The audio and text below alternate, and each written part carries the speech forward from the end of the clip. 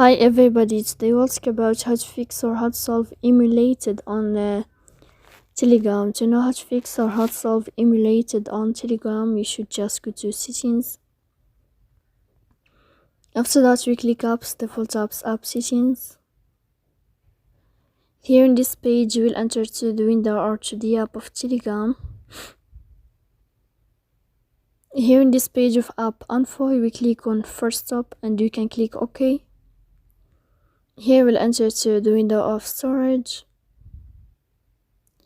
Then you can click clear cache. Don't click manage storage if you don't want to clear your data.